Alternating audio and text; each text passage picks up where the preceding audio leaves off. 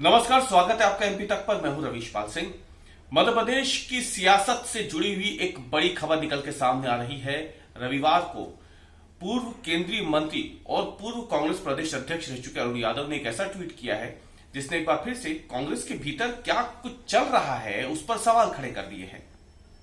अरुण यादव ने रविवार को ट्वीट करते हुए न केवल भारतीय जनता पार्टी के राज्यसभा सांसद ज्योतिरादित्य सिंधिया पर हमला बोला है, बल्कि इसके साथ ही उन्होंने कांग्रेस पार्टी के भीतर जो अलगाववादी ताकतें हैं उन्हें भी निशाने पे लिया है। अब ये अलगाववादी ताकतें कौन है, ये बड़ा सवाल है। क्या ट्वीट किया अरुण यादव ने, ये आपको दिख रहा है स्क्रीन पर। अरुण यादव ने ट्वीट करते हुए लिखा है कि उनके शरीर में जो बहने वाला खून है उस रक्त की एक एक बूंद में कांग्रेस की विचारधारा बहती है। यही नहीं, उनके नाम और उनके परिवार के सभी सदस्यों के नाम के आगे यादव लिखा जाता है, सिंधिया नहीं। अलगाववादी ताकतों को मुंह की खानी पड़ेगी। अब इस ट्वीट के मायने क्या है, दरअसल आपको बताते हैं। दरअसल अरुण यादव जो है वो खंडवा लोकसभा सीट पर जो उपचुनाव होने जा रहा है नंद कुमार सिंह चौहान के निधन के बाद, उसमें कांग्रेस पार्टी की तरफ से एक सशक्त दावेदार है, प्रबल दावेदार है। उसकी वजह है, पहली वजह वो खंडवा लोकसभा सीट के ही है। एक तरीके से देखा जाए तो उनका जो कार्यक्षेत्र रहा है वो इसी लोकसभा सीट पर रहा है। वो यहां से केंद्रीय मंत्री भी रह चुके हैं, पूर्व सांसद भी रह चुके हैं, और उनका जो गांव है, उनका जो गृह क्षेत्र है वो खंडवा लोकसभा सीट के अधीन आता है। उनके जो भाई हैं वो इसी लोकसभा सीट के अधीन आने वाली सीट से बकायदा विधायक हैं, पूर्व मंत्री रह चुके हैं, सचिन यादव। अब जाहिर सी बात है कि अब उस सीट पर अगर उपचुनाव होगा तो कांग्रेस के पास फिलहाल सबसे बड़ा चेहरा अगर देखा जाए दावेदारों में तो वो अरुण यादव ही है। उनके पास काफी अनुभव है इस सीट पे। लेकिन बीते कुछ दिनों से ऐसी खबरें निकल के सामने आ रही है कि कांग्रेस यहां पर सर्वे कराने की बात कर रही है। इस सीट पर किसे टिकट दिया जाए, ये सर्वे किया जाएगा, ऐसी बातें निकल के पार्टी के भीतर से सामने आ रही है। और इससे माना जा रहा है कि अरुण यादव नाराज है।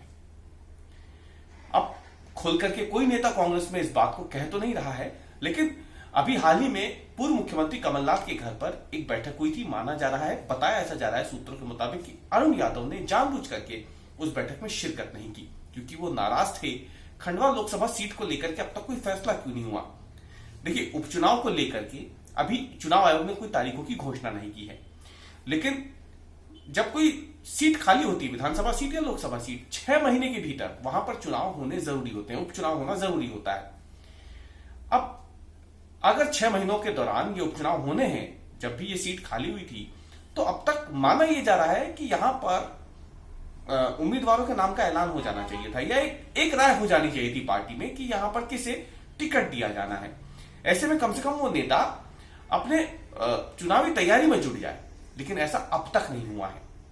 पार्टी के भीतर द्वंद्व चल रहा है क्या इस मामले को लेकर के, इस पर भी कोई कुछ नहीं कह रहा है। लेकिन सवाल तो उठ रहे हैं कि आखिरकार खंडवा लोकसभा सीट से अगर अरुण यादव कांग्रेस के पास फिलहाल सबसे बड़ा चेहरा है, तो क्यों अरुण यादव को अब तक इस बात के लिए बताया नहीं गया कि उन्हें ही चुनाव लड़ना है, या फिर पार्टी क्या वाकई में अरुण यादव के इतर किसी और चेहरे पर भी विचार कर रही है। कई सारे सवाल हैं।